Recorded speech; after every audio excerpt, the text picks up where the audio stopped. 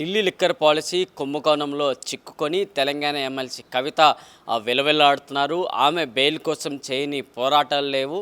ఆమె కోర్టు వేదికల ద్వారానే బెయిల్ కోసం పోరాటాలు చేస్తూ కూడా ముందుకెళ్ళిన పరిస్థితి మనం చూసుకోవాలి. మొదట ఆమెను ఇంట్లో అరెస్ట్ చేసినప్పటి నుంచి ఇప్పటి వరకు కూడా ఆమె కోర్టుల ముందు హాజరవుతూ కూడా ఆమె బెయిల్ కోసం చేయని పోరాటాలు లేవని చెప్పుకోవచ్చు. ఆమెను మొదటగా అరెస్ట్ చేసిన తర్వాత ఎటువంటి పరిస్థితులు ఉన్నాయి, దాని తర్వాత రోజు అవెన్యూ కోర్టులో ఏ విధంగా ఉంది, తిహార్ జైల్లో ఆమె ఎదుర్కొన్న పరిస్థితులు కావచ్చు, ఇప్పుడు ఢిల్లీ హైకోర్టులోకి రావడం కావచ్చు, ఇవన్నిటిని కూడా ఒక రాజకీయ కోణంతో చూడాలా లేకపోతే ఏ విధంగా చూడాలనే అంశాలతో ఇప్పుడు ఒక చర్చ అయితే జరుగుతోంది. అయితే కవిత బెయిల్ కోసం అయితే ఇటు ఢిల్లీ హైకోర్టుకి అయితే ఆశ్రయించారు.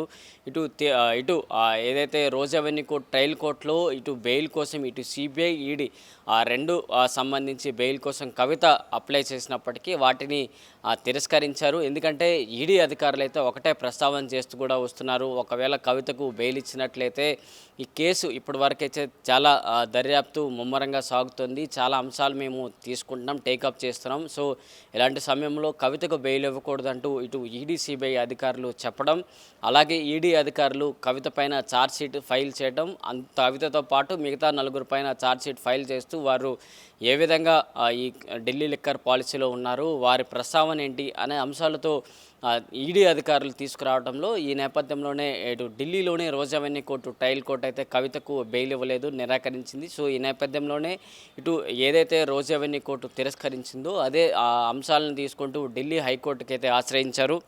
మొత్తానికి సోమవారం నాడు విచారణ అయితే టేకప్ అయింది. ఢిల్లీ హైకోర్టులో ఈ విచారణకు సంబంధించి ఒకసారి చూసుకున్నట్లయితే విచారణ జరిపిన జస్టిస్ స్వర్ణకాంత శర్మ ధర్మాసనం అయితే ఈ కవితకు సంబంధించి బెయిల్ పిటిషన్ల పైన టేకప్ చేశారు. దీనికి విచారణకైతే స్వీకరించారు. గత వారంలో అయితే మొదటగా చెప్పిన అంశాల ప్రకారం సోమవారం నాడు కేవలం కవిత తరపు న్యాయవాదులు వాదనలు వినిపించాలి. తర్వాత మంగళవారం నాడు ఇటు ఈడీ సిబిఐ రెండు దర్యాప్తు సంస్థలకు సంబంధించి వాదనలు వినిపించాల్సి ఉంటుంది. సో సోమవారం నాడు కవిత తరపు న్యాయవాదులు అందరూ కూడా ఇటు కవిత మొదటి నుంచి ఎటువంటి అంశాలతో ఈ కేసు ముందుకు నడిచింది అలా అంశాలన్నిటి కూడా దృష్టిలోకి తీసుకొస్తూ కూడా ముందుకు వచ్చిన పరిస్థితి మనం చూసుకోవచ్చు. ఈ కవిత తరపు అంశాలన్నీ తెలిపిన వారు న్యాయవాది విక్రమ్ చౌదరి. మొదటి నుంచి కూడా అంటే 2022 కవిత ఇంట్లో సిబిఐ ఏ విధంగా విచారణ చేసింది, దాని తర్వాత ఈడీ ఏ విధంగా ఎంటర్ అయింది, ఇటు సుప్రీంకోర్టులో ఈ కేసు అంటే 2022 సిబిఐ విచారణ సమయంలో కవిత తన ఇంట్లో ఏ విధంగా సహకరించింది, దాని తర్వాత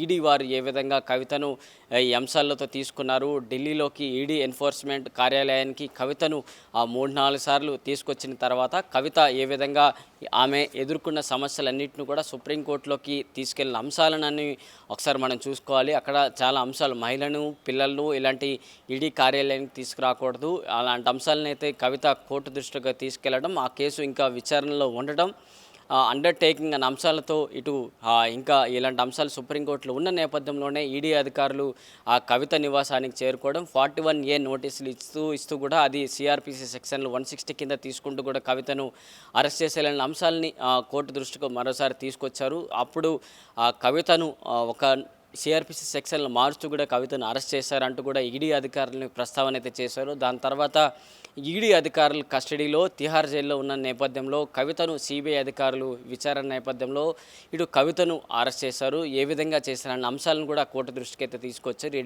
రెండు దర్యాప్తు సంస్థలు కూడా కవితను ఏ విధంగా ఇబ్బందులు పెడుతున్నారు, ఏ విధంగా అరెస్ట్ చేశారు, ఏ విధంగా జరిగింది అనే అంశాలన్నిటి కూడా ఢిల్లీలోని హైకోర్టుకి అయితే మొత్తంగా కవిత తరపు న్యాయవాదులు అయితే వివరించిన పరిస్థితి మనం చూసుకోవచ్చు. మొదట ఢిల్లీ లిక్కర్ పాలసీలో తర్వాత నుంచి కవిత ఈ పాత్ర ఏ విధంగా ఇటు ఢిల్లీ ఈడీ కావచ్చు, సిబిఐ కావచ్చు, రెండు దర్యాప్తు సంస్థలు ఏ విధంగా ప్రస్తావన చేస్తూ కూడా ముందుకు వచ్చాయి, అలాంటి అంశాలన్నింటిని కూడా కోర్టు దృష్టికి అయితే తీసుకొచ్చారు. న్యాయమూర్తి కూడా ఇటు ఈ కవిత తరపు న్యాయవాదికి అయితే ప్రశంసించారు. ఎందుకంటే ఇన్ని అంశాలను కూడా కోర్టు దృష్టికి క్లుప్తంగా వివరించినందుకు ఈ న్యాయవాది విక్రమ్ చౌదరికి కూడా అభినందనలు అయితే తెలిపిన పరిస్థితి చూసుకోవాలి. అంటే మంగళవారం మరోసారి ఇటు ఈడీ సిబిఐ అధికారుల వాదనలు అయితే మంగళవారం మధ్యాహ్నం 12 గంటల నుంచి ఉండబోతాయి. ఈ రెండు వాదనలు జరిగిన తర్వాత ఇటు కవిత తరపు న్యాయవాదులు చెప్పింది, అలాగే ఈడీ సిబిఐ రెండు దర్యాప్తు సంస్థలు చెప్పిన న్యాయవాదులు చెప్పిన అంశాలన్నింటినీ కూడా ఇటు జస్టిస్ స్వర్ణకాంత్ శర్మ తీసుకున్న తర్వాత కవితకు బెయిల్ ఇవ్వాలా లేదా అనే కోణంలో అయితే చెప్పే అవకాశాలు అయితే మనకి పూర్తిగా కనిపిస్తున్నాయి. మరి ఈ కేసులో మొదటి నుంచి ఎవరైతే ఇన్వాల్వ్మెంట్ ఉందో, ఎవరెవరు ఈ సోద్ గ్రూప్ చెందిన నాయకులు కావచ్చు, లేకపోతే ముఖ్యమైన వ్యక్తులు కావచ్చు, ఇటు ఢిల్లీ ప్రభుత్వానికి సంప్రదింపులు చేసిన వ్యక్తులందరికీ కూడా ఎవరైతే అప్రూవర్లుగా మారారో వారందరికీ కూడా బెయిల్ వచ్చింది. సో బెయిల్ వచ్చిన వారందరూ కూడా బయటే ఉన్నారు. ఎవరైతే అప్రూవర్గా మారకుండా వారు చేసింది అవునా కాదో చెప్పకుండా ఉన్న వారందరూ కూడా ఇంకా జైల్లో ఉన్న పరిస్థితి. సో మరి కోర్టు ముందుకు ఇటు ఈడీ అధికారులు, సిబిఐ అధికారులు ఏ విధంగా ముందుకెళ్తారో చూడాలి. మొత్తానికి ఇటు ఈడీ అధికారులు ఛార్జ్షీట్ అయితే ఫైల్ చేశారు.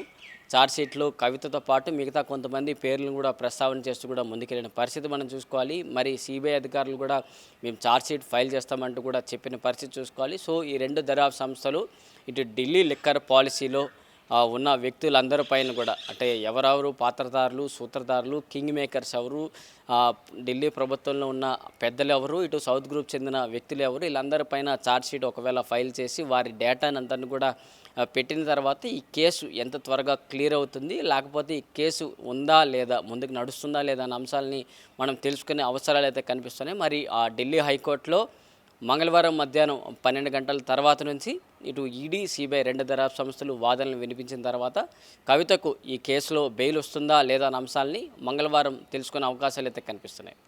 వీడియో జర్నలిస్ట్ కృష్ణతో ప్రశాంత్, ఆంధ్రప్రభ, న్యూఢిల్లీ.